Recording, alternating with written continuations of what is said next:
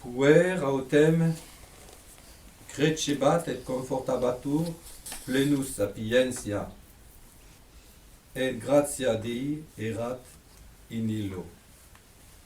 Au nom du Père et du Fils et du Saint-Esprit, ainsi soit-il. Quant à l'enfant, il croissait et se confortait, rempli de sagesse, et la grâce de Dieu était en lui.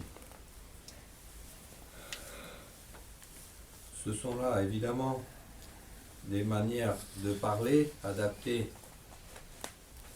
à notre intelligence, adaptées aussi, on peut dire, au début du christianisme, avant que tous les développements théologiques soient faits, puisque vous vous rappelez la récollection de Noël de l'an passé, où nous avons suivi la tertia pars de la somme théologique de saint Thomas pas à pas. Nous avons vu les merveilles de cet enfant qui est à la fois entièrement et véritablement homme et en même temps le Verbe de Dieu, la deuxième personne de la Sainte Trinité. C'est un immense mystère qui nous dépasse,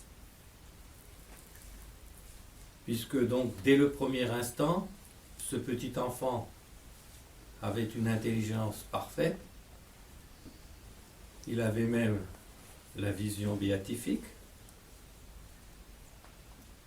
donc un don qui est au-dessus des intelligences les plus sublimes des anges, et en même temps, y compris donc dans son intelligence humaine, il avait la connaissance infuse par le Verbe de Dieu de tout ce que sa capacité intellectuelle humaine était capable. Et bien entendu, cette capacité, cette intelligence humaine était au-delà de celle de toutes les autres créatures, y compris angéliques. Mais en elle-même, elle est limitée, comme tout ce qui est créé. Et c'est là qu'on touche au sublime, comment l'infini a pu se faire si petit, a pu se mettre dans des limites. Et en même temps, c'est une grande leçon aussi pour nous, parce que bien qu'il ait cette vision béatifique, bien qu'il ait cette parfaite connaissance infuse, il a voulu d'abord apprendre aussi de ceux qui étaient chargés de s'occuper de son éducation.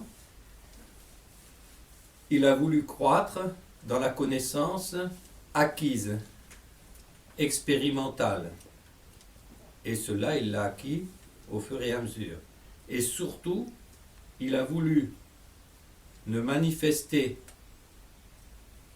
cette sublime intelligence qu'en proportion des moments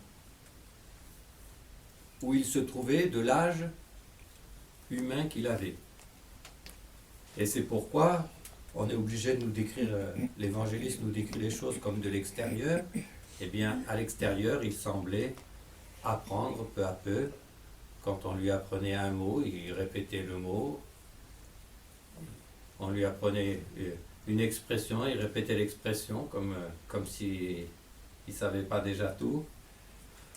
Et ça montre une humilité et une patience qui nous dépassent. En plus, c'est très mystérieux parce que, étant comme au ciel par la vision béatifique, il était en même temps sur la terre.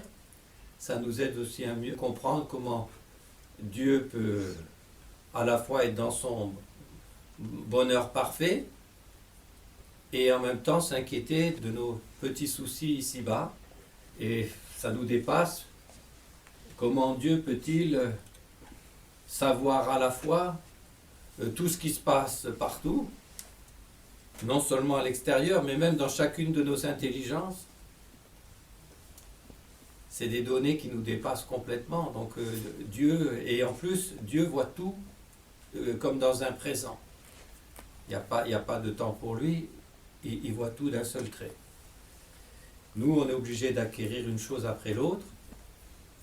Les anges ont déjà une connaissance qui est bien plus parfaite que la nôtre, ils ont des intuitions comme des lumières qui leur sont communiquées directement par le Saint-Esprit.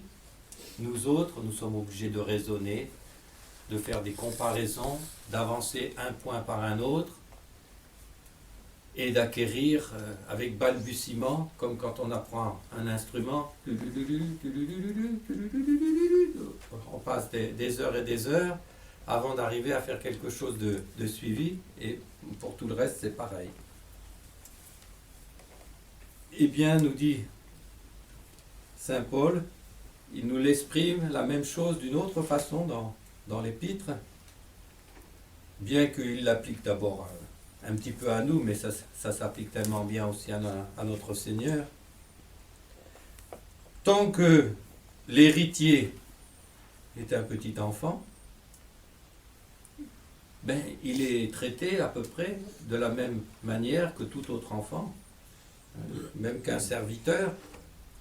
Son père le place sous un tuteur, le met entre les mains d'éducateurs qui vont le former, et puis ben, le petit, il va refaire ce qu'on lui demande, et il va être sous le pouvoir de ces personnes, de ces éducateurs qui, après, seront sous son pouvoir à lui. Saint Paul nous rappelle que nous sommes tous passés par là, nous avons tous été des petits-enfants. Nous aussi, il a fallu, c'est aussi important à se rappeler de ça, pour comprendre tout ce qu'on doit à nos parents, toutes les expressions qui nous viennent, les intonations de voix. On ne s'en rend pas compte, mais on est imbibé de tout ce qu'on a reçu de nos parents, de toute la famille qui nous a entourés. Et c'est pour ça qu'en France on parle français, dans telle région avec tel accent, dans telle autre avec telle autre intonation. En Angleterre on parle anglais, en Italie italien, en Espagne espagnol.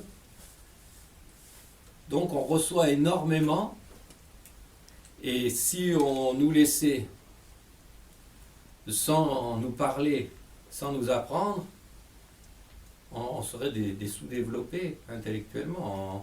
C'est le côté animal qui prendrait le dessus. On marcherait à quatre pattes comme les animaux, car là aussi, même pour se mettre debout, on nous a appris par la main, et puis papa nous a envoyés vers maman, hop, hop, hop, hop, on rattrape le petit, ça y est, oh, il a fait 2 pas aujourd'hui. Et puis après, voilà comment nous avons tous grandi. Eh bien, le Verbe de Dieu, il a voulu passer par là aussi. Imaginez les premiers pas de l'enfant Jésus. Et quelle humilité, parce que s'il avait voulu, il aurait pu déjà se soulever comme il a fait au moment de l'ascension. Il avait toutes les possibilités. Il a vraiment voulu passer par toutes les données de l'enfance, tous les degrés, les étapes. Et puis, on rentre dans le mystère, de même que quand le père de famille a décidé que ça y est, son enfant a reçu des éducateurs ce que ceux-ci pouvaient lui donner, alors il s'en occupe lui directement, et puis il a fixé un temps. Et il n'a pas fixé n'importe quel temps. Ça dépend de l'enfant. Il y en a qui vont se développer beaucoup plus vite. Il y en a qui ont des intelligences plus grandes que d'autres. Il y en a d'autres qui ont des intelligences qui se réveillent plus tardivement que d'autres, même si elles sont plus grandes après. Donc, là aussi, ce qui vaut pour nous, le Père, c'est aussi le Père éternel. Il a fixé des choses pour notre Seigneur. Et là, on arrive à un très grand mystère. At ubi venit plenitudo temporis, misit Deus filium sum. Mais quand est venue la plénitude du temps, Dieu a envoyé son Fils. c'est mystérieux ces paroles. Ça veut dire aussi que l'humanité, qui au début n'était qu'une seule famille aussi, puisque nous sommes tous descendants de Adam et Ève, avant de l'être de Noé d'ailleurs, cette famille s'est développée, s'est multipliée, est devenue une société. Et bien en quelque sorte, cette nature humaine, cette humanité, elle est aussi passée par son enfance, par son béaba, et elle a eu aussi des étapes pour grandir socialement, pour se civiliser, pour améliorer son état de vie, son mode de vie. Et Saint Augustin et les pères nous disent que c'est le même Dieu qui a établi dans l'Ancien Testament la loi de la crainte, qui a établi après la loi de l'amour. Et pourquoi? Parce que la crainte est le fondement de la sagesse, c'est le commencement de la sagesse, et la sagesse, c'est l'amour de Dieu et du prochain pour l'amour de Dieu. Donc quand la plénitude du temps est venue pour l'humanité tout entière, pas seulement pour Dieu a envoyé son Fils. Factum ex muliere, factum sub lege. On nous fait remarquer que c'est bien dit factum ex muliere. Notre Seigneur n'a pas voulu prendre une autre nature, il est né d'une façon miraculeuse. C'est le Saint-Esprit qui a donné la fécondité d'une façon miraculeuse, mais il a voulu être formé de la même façon que nous, à partir du sang d'une femme, et donc il fait bien partie du même genre humain que nous, il est bien descendant de cette manière-là de Adam et même du roi David, et c'était aussi nécessaire parce que pour nous racheter, il fallait qu'il soit de la même famille que nous. S'il y avait eu un autre couple et puis que celui-là n'avait pas péché, qu'il n'y en avait qu'un des deux, il aurait fallu qu'il prenne celui du couple qui avait péché pour le racheter. Factum sub lege.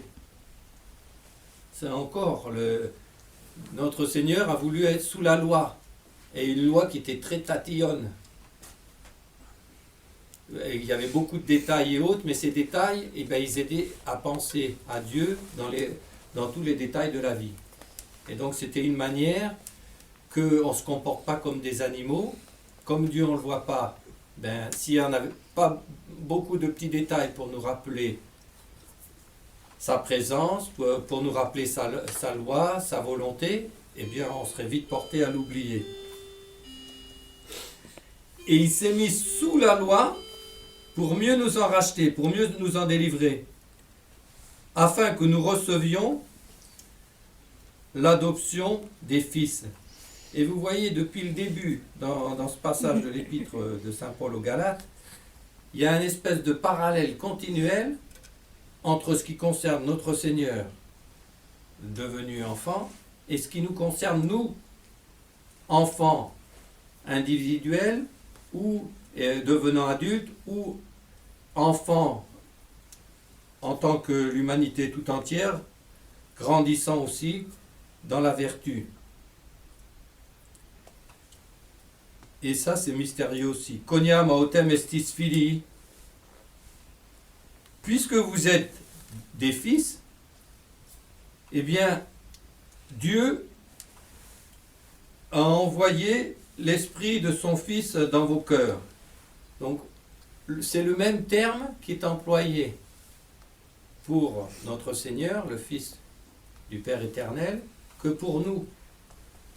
C'est une immense faveur qui nous est faite, qu'on nous donne le même vocable qu'au Verbe même de Dieu, incarné évidemment. Alors bien entendu, il y a une différence essentielle, c'est que nous devenons enfants de Dieu par adoption, par la grâce, tandis que notre Seigneur l'est par la nature, puisqu'il y a l'union hypostatique avec la deuxième personne de la Sainte Trinité. Mais on voit bien que si notre Seigneur s'est abaissé de cette façon, eh bien c'est pour nous élever à lui. Comme un petit enfant qui tend ses mains à sa maman ou à son papa, et le papa ou la maman se penche vers le petit pour le prendre, et plus il est petit, plus il faut qu'il se penche. Et hop, on le prend dans les bras, et hop, on l'amène jusqu'à soi. Eh bien, voilà ce que notre Seigneur est venu faire. Il est venu se mettre à notre portée pour nous amener à la sienne. Et c'est ce que dit si bellement Saint Fulgence dans son homélie sur Saint-Étienne, qui est juste la fête, juste le lendemain de Noël. Il dit, hier, le Fils de Dieu, le Roi du ciel, est descendu sur la terre pour que des soldats comme Saint-Étienne puissent monter au ciel. Le roi s'est abaissé, s'est fait serviteur, s'est immolé pour que de nombreux serviteurs, de nombreux enfants adoptifs puissent monter avec lui au plus haut des cieux. Et alors, puisqu'on est fils, enfant de Dieu par adoption, Dieu nous a envoyé l'Esprit de son Fils, ça sera à la Pentecôte, l'Esprit Saint, qui habite aussi dans les âmes en état de grâce, et qui nous inspire, qui nous porte, c'est lui qui met en nous les vertus surnaturelles. Si elles sont surnaturelles, c'est qu'elles dépassent nos propres forces, de la foi, l'espérance et la charité, c'est lui qui nous y élève, et qui nous fait clamer Abba, Père. Et vous voyez que quand les apôtres demandent à notre Seigneur de leur apprendre à prier, qu'est-ce qu'on faisait avant quand on priait? Seigneur Dieu Tout-Puissant, etc. Notre Seigneur commence par ces paroles extraordinaires, notre Père. Si on peut dire notre Père, c'est qu'on est ses enfants. Et ça, c'est une grâce inouïe. Et ça, c'est l'Esprit Saint qui le met en nous. Il nous fait clamer Abba, Père. Dieu a voulu devenir pour nous comme un Père. Voilà l'immense pas en avant, l'immense différence entre l'Ancien Testament et le Nouveau. Et alors, Saint Paul tire la conclusion. Itaque iam non est servus. Quand vous étiez des petits-enfants ou quoi, ben vous étiez comme des serviteurs, il nous l'a dit au début, là. Mais maintenant, ben, il n'y a plus de serviteurs. Sed filius, mais un enfant, un fils adoptif. Alors attention, ça c'est pour l'éternité, pour le ciel. Il y a cette parole encore extraordinaire de notre Seigneur, un peu avant la Passion. Je ne suis pas venu pour être servi, mais pour servir. C'est complètement à l'inverse de toute notre mentalité à nous, où au contraire, on ne demande pas mieux que d'être servi, et on n'arrive pas à comprendre la noblesse de se mettre au service d'autrui. Et c'est toute la grandeur de notre Seigneur, c'est la grandeur de Saint Joseph, c'est la grandeur de la Sainte Vierge dans la Sainte Famille. Chacun des trois membres donne aux autres tout ce qu'il peut leur donner, et se met au service pour leur rendre les choses les plus faciles, les plus agréables et autres. Et enfin, quodsi filius, donc s'il est fils, ben, il est plus serviteur, et s'il est fils, il est héritier par la grâce de Dieu. Héritier de quoi? Héritier du ciel, héritiers de la vie divine que notre Seigneur est venu nous apporter avec abondance. Donc voilà la grande leçon que notre Seigneur est venu nous apporter, le grand exemple qu'il est venu nous donner et la grande preuve d'amour qu'il nous a donnée. Il n'y a pas de plus grande preuve d'amour que de donner sa vie pour ceux que l'on aime. Ça, ce que notre Seigneur a donné de plus grand quant à sa nature humaine, mais ayant une preuve d'amour encore plus grande de Dieu vis-à-vis de nous, c'est qu'il ne nous a pas donné seulement sa vie, participer à sa vie, mais il s'est donné lui-même à nous. Au nom du Père et du Fils et du Saint-Esprit, ainsi soit-il.